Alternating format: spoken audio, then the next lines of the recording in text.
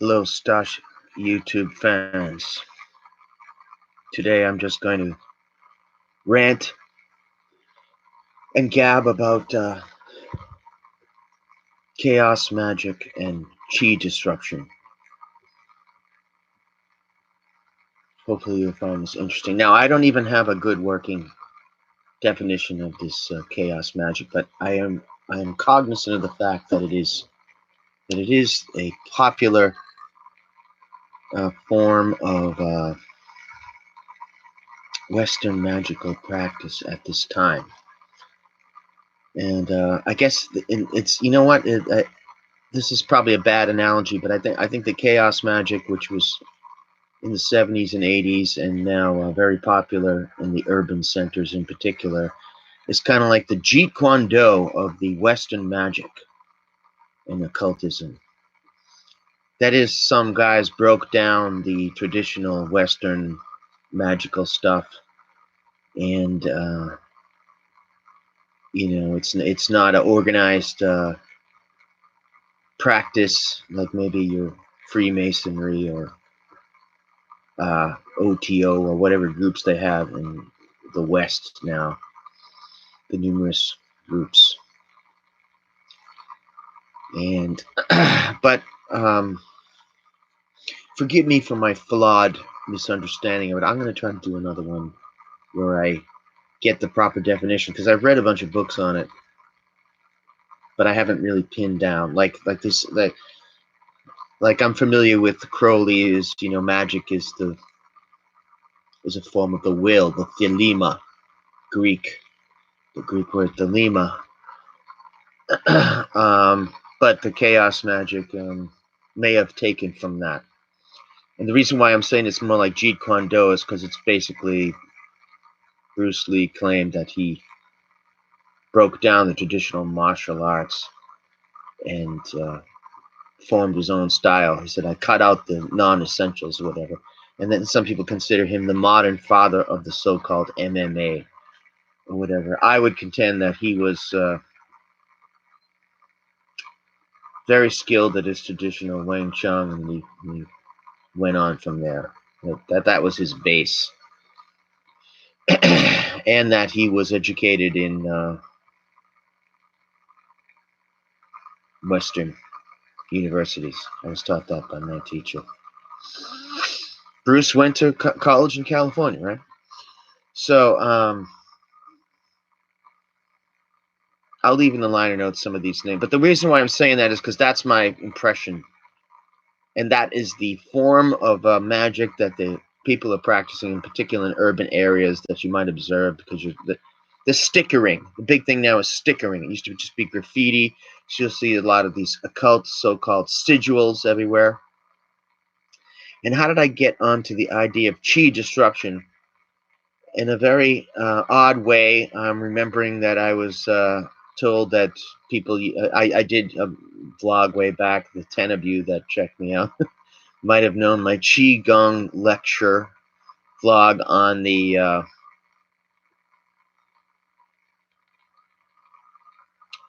Taoist use of the trigram Bagua mirror. That in some areas of Asia, there's so many Bagua mirrors that they sort of take them down. It's a color, usually red and green, and with a mirror in the center with the trigram around it, that you might be familiar with if you're into Bagua style martial arts or Tai Chi. In the Bagua style, you in walking, it's a inhaling, using breathing, and you're walking kind of like just like the mirror. It's a very interesting way to build chi and a sophisticated martial art movement. So how does that, what is my weird point? In the Bagua mirror, they're all over the place. There's so many of them. It's just like these sigils. And you wonder what kind of effect it has on the energy of the group consciousness. A lot of people say, well, you do what you want, and you do chaos magic. Again, I'm not going to define this style of the magic until my next YouTube. Can you forgive me? But basically, my understanding is it's a do-it-yourself, like the Jeet Kune Do. You're breaking down. This is you are doing this magic different than being in a group, and you break it down. You build energy, stare at the sigil, and launch out what you need. What the problem is, what you're confronting in this chaos style. I think when I originally saw it, I thought it was very foreboding. The chaos style. What does it mean? Do you practice it and run amok? Also, like with all my blogs on this subject, you know, I'm not condemning or denying it, of it. I think there can be a case for in Western civilization that there's nothing that it you know, there's nothing at all wrong about the original forms of mass religion, Christianity, whatever, the beautiful cathedrals and all that. So I wouldn't be these type of people that comment. A lot of people who talk about this discussion, they just kind of completely condemn the Christianity, and they go on and go, this is the way to go. It's occultism, it's magic. But even they, I think, say it's not for everybody, right? But I was told that, again, I'm going around in circles. I'm really stinking at this blogging lately. Forgive me, friends. The energy of the Bagua mirror is supposed to block out negative forces. Say, for instance, you lived across the street from a cemetery, you would, with good intention, hang up the Bagua mirror, and energy comes off the mirror. Now, in urban centers, or maybe in the countryside, you just see a lot of these stickers. People are putting their sigils on there for their band or themselves, and it's like everywhere. It's like graffiti. Sigil tags everywhere. Sometimes it's special magical groups or just individual people. And I'm saying, what if it's the same effect? In other words, you've got too many Bagua mirrors in the city, you can't drive. It's bouncing off everybody. It's essentially messing up everybody's feng shui, which is a physical, you know, feng shui is chi flow study in your house typically. Western magic, and again, as its counterpart would be the Fu sigil in Taoist magic and alchemy. The Western has the other kind of sigils, and now in this chaos magic, you meditate, gather up chi, if you will, or energy, and you draw a sigil for what you want done. So I believe these chaos magic teachers kind of say, you know, eventually you're going to want to internally do this and focus and cut away the formalities of the ceremonial magic, which involves these psychodramas and this and that. I'm just going to say, I'm saying what I meant by the don't cut out the entire Western civilization and dismiss that. I don't like the way some of the people, the magic people are condemning the other. On the flip side, people who are still religious kind of go off too much on the others. What does that mean? Am I wishy-washy? Yes, I guess so. In other words, they must live in harmony. But that, give me this. I think it's an interesting topic. Too many Bagua mirrors, blinded people, cars perhaps crashing, and maybe there's too many sigils. Or under the materialism of Europe and America in particular, we're now subjected to professional magic people, and Madison Avenue ad people who throw at us all their knowledge, hidden knowledge of colors and sounds and good-looking people, and so they're doing their chaos magic on us. I noticed there's not all that many YouTubes about this subject because it's kind of interesting. I consider this chaos magic the new Jeet Kune Do of the magic.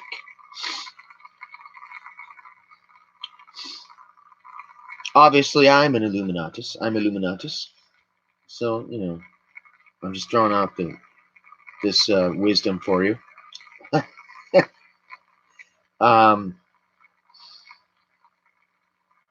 And it's, you know, it's obvious that people are en masse practicing, which you could say is arguably superstitious stuff en masse. I mean, everybody looks at the horoscope every day, and everybody gets into books like The Secret, The Law of Attraction. I think before the Law of Attraction was the Celestine Prophecy. That was huge. The hysteria over 2012. Group magic, or group mass psychology. Or if some of us are a little more believing this is a little bit malevolent, a little bit sinister, it's psychological warfare. What is the next big thing? I think stuff like YouTube is indicating that people are interested in being proactive, so that might be good. You do your magic and do stuff. The problem that I was saying was what again, with this very obscure connection between the Bagua mirror and chaos magic sigils all over the cities and towns. So if you're into the chaos magic, give me a note in the liner notes, but don't call me an idiot and go, it doesn't mean that. In a sense, we all engage in magic practices when you get deeply into reading a book, or obviously the biggest one is movies, because that's easier. Movies and television.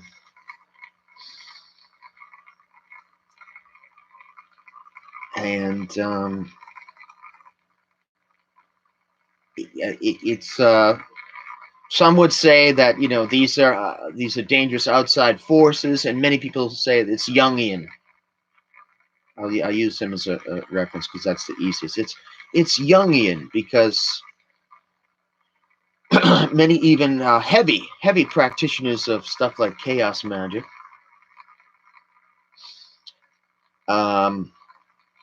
say that it's, you know, it's just psychology. It's using these forms and archetypes to stay focused and be a winner in life, and it's worked for a lot of people.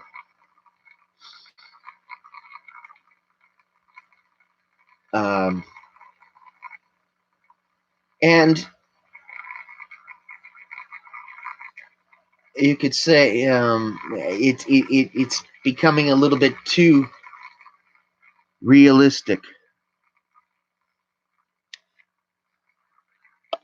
Oh, I got a viewer. Do I believe in the rapture? That's a good question. Question is good. Not 100% sure. Good question. Hey, I got a viewer. It's Gabrielle.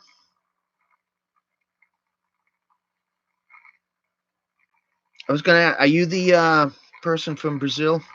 I didn't know on that one.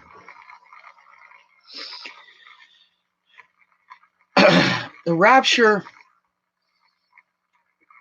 I think you're talking about, yeah, of course, the Book of Revelation and St. John, eschatology, end of the world stuff. I'm definitely interested, and here's a wishy-washy answer. Some days I am, and some days I'm not. Could this be the end of the world? And are people gonna? You're talking about like ascend, or is the rapture? Is that the ascending part? Oh, how you doing, man? Good to see you from Brazil, my brother.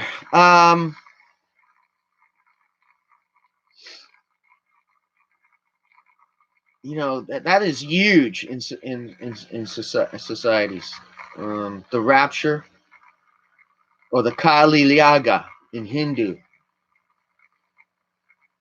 dispensationalism, the Schofield Bible, um, the saved people, the rapture, the end times. I mean, it's in the mix. Was it going to end in the year 2000? The criticism I have with it is so many guys say it's ending and it doesn't end. The ascending, yeah. I mean, I would say don't be offended by my humorous story here I got on this, my brother. But there was one I was reading about a guy, and his friend is driving, and he's not, and he was saved,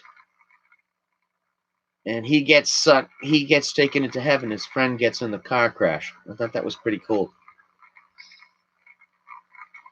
Yeah, yeah. They have the Kali Yaga, which, forgive me, I forget if that's going on now.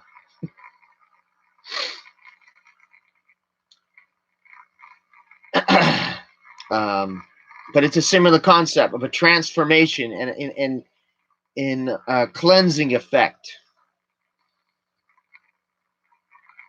I think it's different than the Abrahamic religions, but it's a kind of a I don't know if it's a world ender or complete change.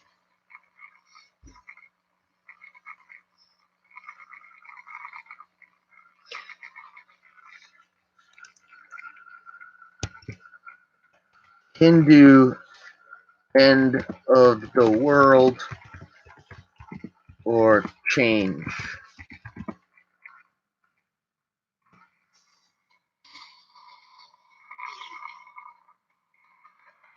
The occultist Jules Evola, who I guess is quite condemned because he was like a fascist or something, but he was a high level adept himself, writes about the Kali Yaga.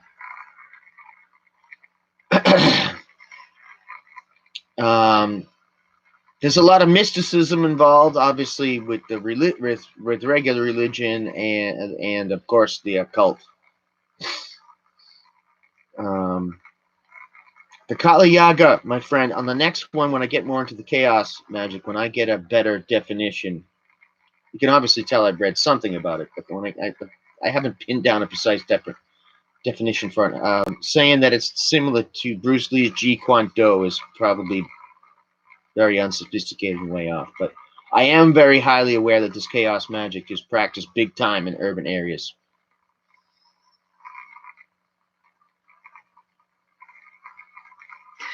Yeah, you know what? That is very interesting. That's what my teacher used to say. When especially when you practice martial arts or any kind of meditation thing with martial arts, you wear white. Yeah, yeah, yeah, yep, definitely, definitely, my friend.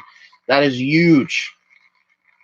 Huge. And in a lot of this magical stuff, obviously, you know getting involved with kind of dark clothing and tattoos, where it can be very aesthetic and really cool, but like you're saying, there's a price to be paid for it. Wearing white can keep you straight or whatever, out of trouble. My friend, I got to get going to dinner pretty soon, but I hope this one was good. Example of chaos magic would be, I'm going to leave in the liner notes, my friend. but it was a guy by the name of Carol, I think, and Phil Heenan were huge into it. But I gotta sign off for now, my brothers. This topic, I guess, is getting some good rap. Let's get into this again in part 2 later on tonight, probably late tonight or tomorrow. I'm sorry for this abrupt ending, but I gotta go get a bite to eat.